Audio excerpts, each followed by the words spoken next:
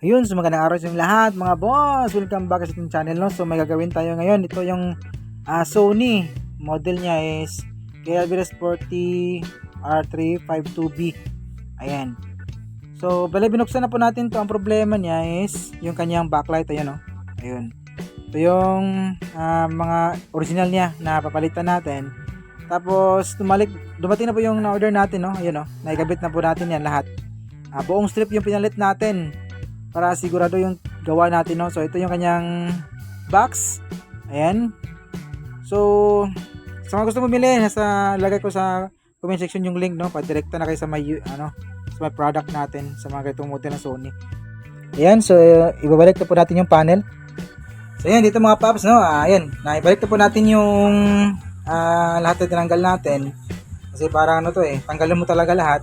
Yung board, yung panel, yung yung kanyang stand, para sa kanyang stand, kakapitan ng kanyang stand speaker, tatanggalin mo yan para matanggal mo yung frame, tapos makuha mo yung kanyang backlight. So ito yung mga nirita natin, ito yung mga old backlight, no. Ayan. Hindi po yan po hindi lahat, pero mga apat na strip lang yung normal.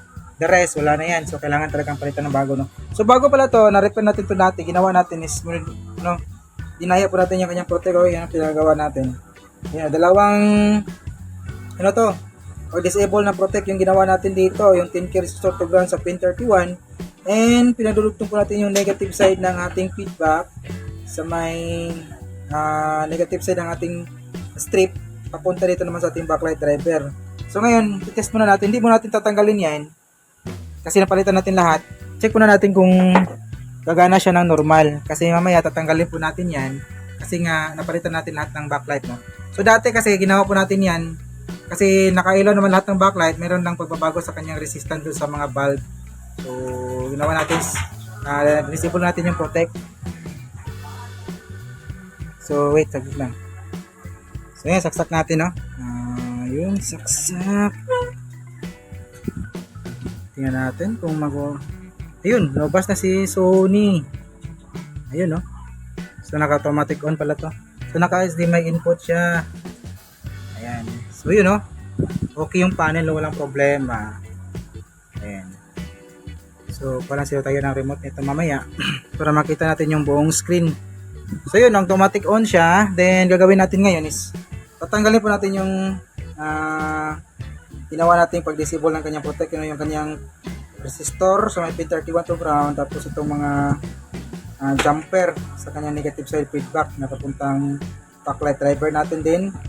Linisan na natin ng lacquer thinner yung mismong IC niya kasi ito kasi yung dahilan, iinit kasi yung backlight driver natin kapag ginawa natin ganito, lalo na kapag marami na pong napundi na backlight. Minsan guys, nasisira yung backlight driver natin.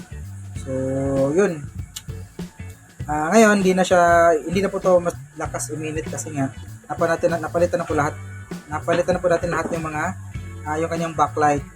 So gawin natin, tatanggalin natin yung mga pag-disable ng protect dito, tanggalin natin yan, tapos linisan natin yung kanyang backlight driver.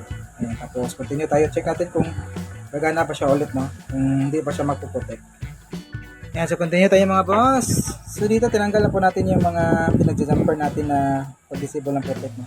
Pati yung 10K resistor sa may natin pin 31 ng ating backlight driver, ng ating driver ICs, tinanggal na rin natin. So clear na po yan. Then nilinisan na po natin yan, lacquer thinner, para naman kuminis konti. So ito na po siya. Saksak natin ulit kung hindi ba siya magpo-protect. Saksak ko lang, tapos tingnan natin. Ayun, labas ng logo ng Sony. Then HDMI input. Yun. So lipat lang tayo na siguro. Wait lang. Kuha nga tayo ng remote. Saglit lang. Kuha tayo ng remote pala. So ito, meron na po tayong remote. Dito na tayo sa may sync menu. Ayun. Ayun, no. Okay yung panel, walang problema. Smooth na smooth yung panel. So yung panel nito hindi pa nagalaw. Yung problema natin ito, 6 times blink. So ginawa natin is disable natin yung protect. Ngayon bumalik siya. Wala na talagang ilaw yung yung backlight niya kasi marami na pumpundi. So ngayon pinalitan natin lahat ng ilaw. So yung panel niya wala pang problema, wala pang bakas ng pag-repair. smooth naman ka natin yan kanina. Tinignan po natin yan. Okay po yung kanyang panel.